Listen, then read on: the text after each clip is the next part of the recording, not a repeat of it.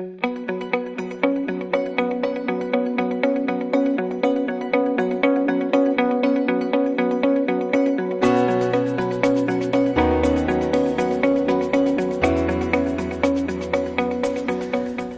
would you help us understand what a congregation gets out of studying and implementing the book as well as an individual?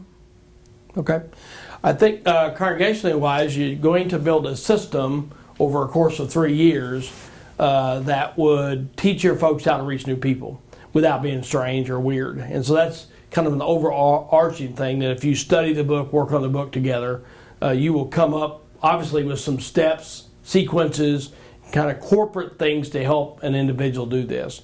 So I think I think it'll bring a great deal of change to your church. It's also going to teach individually and the church kind of the Wesleyan way of evangelism, which evangelism has become the United Methodist four-letter word that nobody wants to speak or talk or do because we are scared to death of it. And you can hear everybody's fear begin to rise when you say this is an evangelism book. And so what we've done in this book is try to demystify that and try to make it into our way of doing it rather than somebody else's. So we seem to have been caught in my lifetime, and probably the lifetime before me in the Methodist Church, Young Methodist Church, that either we do nothing in terms of evangelism because we're scared of it, or we think the other alternative to that is to go way over here and to do that weird stuff. You know, somebody standing on a street corner preaching, somebody waving a Bible, somebody giving the 5 laws of salvation or the 7 whatever, and we just go, man, if that's what you want me to do, I am not doing it. And so what we've tried to do in the book is say, you know, if it can't just be nothing, because we've tried that for 75 years and it's gotten us where we're at, and we're not going to do this. We're not going to be weird at this. I'm not going to be weird at this. I don't want to do this.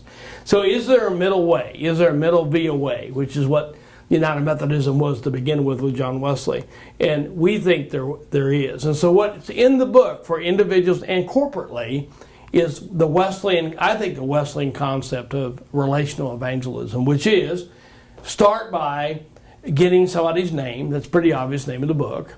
There's even things in here about how to do that and not do that, so it's not offensive or so that you don't ignore it. But get their name that leads to having a conversation with somebody, that leads to an authentic relationship. It's a real relationship with a real person. That leads to a moment in their life where they ask, my experience has been, they'll ask you, why God? They'll ask you, why are you doing what you're doing? Why do you keep, why? They'll come to the why. It doesn't come the same way each time. It doesn't come the same nature each why, but the why. And then you have to be ready right there with your faith story. Not your church story, not your church membership, but why God, what's your experience with God? Is God real? I mean, I think the pressing question in America, and maybe it's around the world, is why God? And does God make, and even if God's there, does it make any difference in my life whatsoever? Because it doesn't look like it to most of us. So that story right there. Now, we don't need you right here to do something strange. We don't need you to convert somebody. This is where we're different in the Wesleyan way. And I believe Wesley was different here is what we need you to do after this is to have the courage to invite somebody, to elbow somebody, to bring somebody with you back to the gathered community of faith. Because we believe it's in the corporate model, it's in the group, it's in the group dynamics, it's in the Holy Spirit moves in the whole room, that we'll just let the Holy Spirit worry about salvation rather than us worrying about it out here someplace by ourselves. And there's a lot of America that's kind of individual, and we think, well, we've got to do this. And there's a lot of other denominations that think you have to bring somebody to Christ. And that is what scares us to death. But truthfully, that's not United Methodism. That's not Wesleyanism. Wesleyanism is get their name, start a conversation that leads to an authentic relationship. This could take 3 minutes, 30 years. That leads to a moment in their life where they ask you why. Or you ask them why. Or you get to tell your faith story. That leads to you, if it's appropriate, it's not always appropriate, to say, would you like to come back with me to the gathered community of faith? We'll walk in together. And then we're going to let the Holy Spirit worry about salvation. We're going to let the Holy Spirit worry about conviction. Our job, I believe, as missionary is simply to get them to the gathered community, to the worship experience. Wesley believed it was in the communal experience, especially Holy Communion, that the Holy Spirit moved and convicted.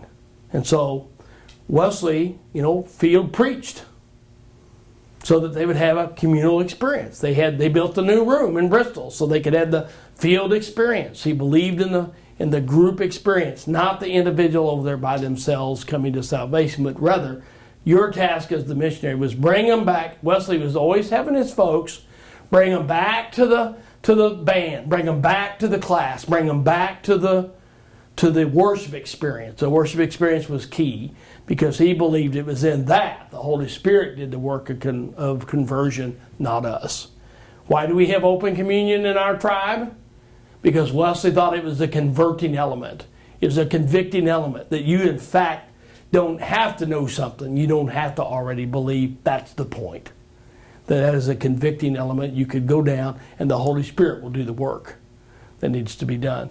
This is the Wesleyan way. Get their name, appropriately, have a conversation, build an authentic relationship, have that faith-sharing moment, come back to the faith community with me, and we'll let the Holy Spirit do the work of salvation. If our folks would understand that better, I think we'd be less scared of it. The option isn't do nothing or be weird. The middle way is the Wesleyan way, which is to work a process, which is why we're called Methodists, and bring them back so the Holy Spirit will do the work of conviction and salvation. We'll leave that up to God. That's why we wrote the book. Individually, it's going to teach you how to get beyond your own circle, to meet people you don't know, and to build authentic relationships that lead people back to the grace of Jesus Christ without being weird. I just remind I remind all of us, we're Methodists. We lead with grace, not truth. We'll get to truth. A lot of our folks lead with truth. Let me tell you how it is. You got to believe. What we lead with is grace. Let me tell you about God. Let me tell you about the family. We'll get to the other part. But we start with grace that leads to truth. This is going to teach you how to do that. Lead with grace. What you've seen in most of our lives is the other way around. People leading with truth. And I'll just finish with one last story, Christy, I was in Fayetteville, Arkansas, on my motorcycle with a big motorcycle rally. Thousands of people. And there was 3 boys, big parade, a lot of things going on, but anyway, there was a big parade going. There was 3 boys on the college street downtown, and they had their shirts off, blood, ketchup all over them. They were dragging a big cross. One of them had a big cross. One of them was screaming and yelling, Jesus or hell. The other one waving a big Bible. Oh, that was what I had that friend of mine. I told my wife, I'm going to go over there and talk to those guys. My wife's like, leave them alone. But I couldn't help myself, you can imagine. So I go over and say, guys, I don't think this is helpful. And they said, well, do you know Jesus? I said, well, I'm a Methodist preacher. And they still said, do you know Jesus for sure now? And I said, guys, I don't think this is helpful. I think this is what's turning people off. Because that's this weird stuff.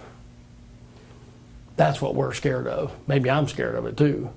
I just don't think that's what Jesus did. I think Jesus led with a conversation, an authentic relationship. And Jesus often led them back to the temple and let the work of the Spirit go from there. So maybe this is the Jesus way. That's what we teach in the book.